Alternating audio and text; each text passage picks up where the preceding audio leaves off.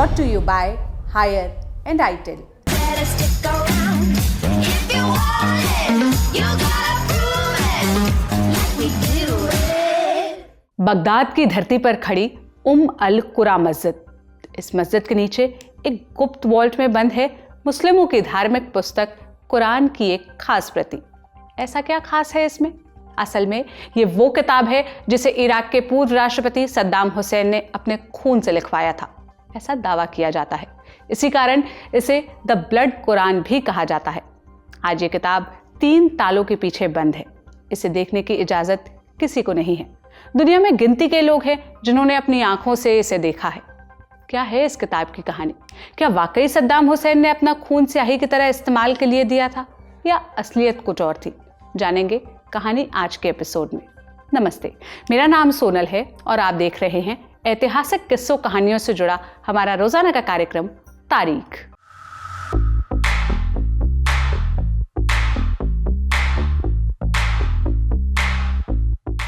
कहानी की शुरुआत होती है 12 दिसंबर 1996 से। इराक के राष्ट्रपति सद्दाम हुसैन का बड़ा बेटा उदय हुसैन शाम के समय अपनी पोर्श गाड़ी से जा रहा था जब अचानक उस पर हमला हुआ। कई गोलियां लगी लेकिन किस्मत से जान बच गई। अपनी क्रूरता के लिए कुख्यात उदय सद्दाम का उत्तराधिकारी हुआ करता था, लेकिन इस हमले के बाद उसका छोटा भाई कूसे गद्दी का अगला वारिस बन गया। इस घटना में उदय की जान बच जाने के चलते कहते हैं सद्दाम हुसैन का धर्म की तरफ झुकाव बढ़ गया।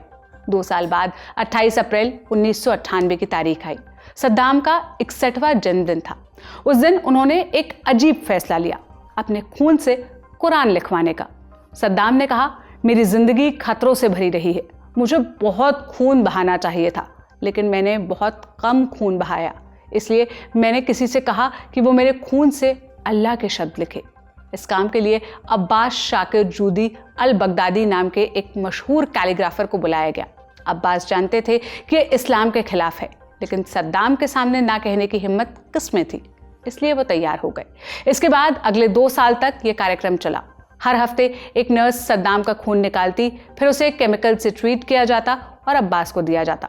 अब्बास ने बाद में कहा, मैं इस बारे में बात नहीं करना चाहता, ये मेरी जिंदगी का एक दर्दनाक हिस्सा था जिसे मैं भुलाना चाहता हूँ। 605 पेज और 114 अध्याय, हर अक्षर 2 सेंटीमीटर ऊंचा, नीले, लाल और काले रंग से सजी बॉर्डर। साल 2000 में सद्दाम के खून से लिखी कुरान पूरी हुई। इसे अल मारिक मस्जिद में एक खास पेविलियन में रखा गया।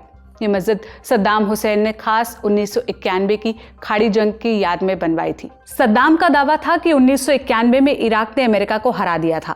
इसी कारण मस्जिद की मीनारन स्कड मिसाइल और कलाशनिकोव राइफल जैसी दिखती थी। बहरहाल, जैसे ही ब्लड कुरान की कहानी दुनिया के सामने आई, इस्लामिक दुनिया में हंगामा मच गया। धार्मिक नेता भड़क उठे, लेकिन कुछ लोगों ने सद्दाम का साथ दिया। बगदाद यूनिवर्सिटी के इस्लामिक स्टडीज के प्रोफेसर अब्दुल कहार अल एनी ने कहा, सद्दाम कोई पवित्र इंसान नहीं है, उसका खून गंदा है, लेकिन कुछ विद्वान कहते हैं कि ये ठीक है। उन्होंने आगे कहा, मैं इससे सहमत नहीं हूँ।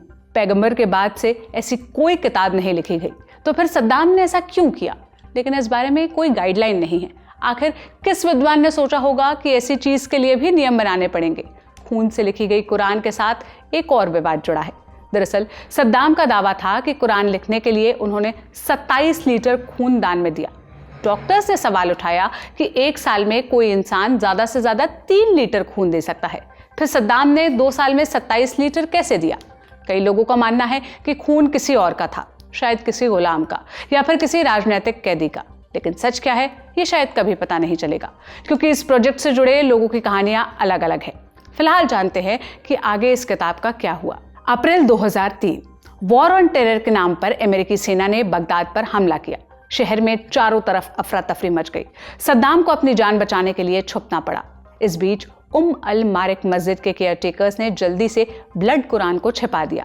उनमें से एक थे शेख समर्राई। समर्राई ने कुछ पन्ने अपने घर में भी छिपाए। आज इस किताब के वे मुख्य रखवाले हैं। 2010 में उन्होंने द गार्डियन अखबार को बताया, मुझे पता था कि इस किताब को बहुत लोग ढूंढेंगे, इसलिए हमने इसे बचाने का फैसला किया। अब ये किताब मस्जिद के नीचे एक वॉल्ट में बंद है, 3 तालों के पीछे। समर्राई ने कहा, इसे देखना आसान नहीं है। 3 चाबियां हैं और तीनों अलग अलग जगह रखी हैं।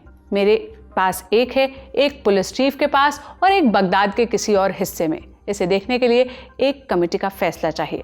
ब्लड कुरान आज भी इराक में एक विवादित सब्जेक्ट है। कुछ लोग इसे नष्ट करना चाहते हैं। उनका कहना है कि यह सद्दाम के शासन की याद दिलाता है और ये बाथ पार्टी के समर्थकों को उकसा सकता है। नेशनल डिबाथिफिकेशन कमीशन के पूर्व प्रमुख अहमद चुल्बी ने कहा, यह इराकी लोगों के मन पर बुरा असर डालता है। यह एक ऐसे व्यक्ति की याद दिलाता है जो बुराई का प्रतीक था। इन्हें हटा देना चाहिए। लेकिन कुछ लोग इससे सहमत नहीं हैं। उनका कहना है कि यह इराक के इतिहास का हिस्सा है, इसे भुलाया नहीं जा सकता। आज ब्लड कुरान 3 तालों के पीछे बंद है।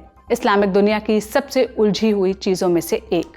शेख समराई कहते हैं, ये सद्दाम के बारे में बहुत कुछ कहता है, लेकिन इसे कभी म्यूजियम में नहीं रखना चाहिए क्योंकि कोई इराकी इसे देखना नहीं चाहता। शायद भविष्य में इसे किसी प्राइवेट म्यूजियम में भेजा जा सकता है, जैसे हिटलर और स्टालिन के शासन में तैयार चीज़ों को रखा गया। आप क्या राय रखते हैं? आप हमें कमेंट में बताइएगा। आज का एपिसोड लिखा था मेरे साथी कमल ने। आपको ये एपिसोड कैसा लगा, आप ये भी कमेंट में बता सकते हैं। देश और दुनिया की तमाम खबरों और रोचक किस्सों के लिए लल्लन टॉप देखते रहिए। शुक्रिया।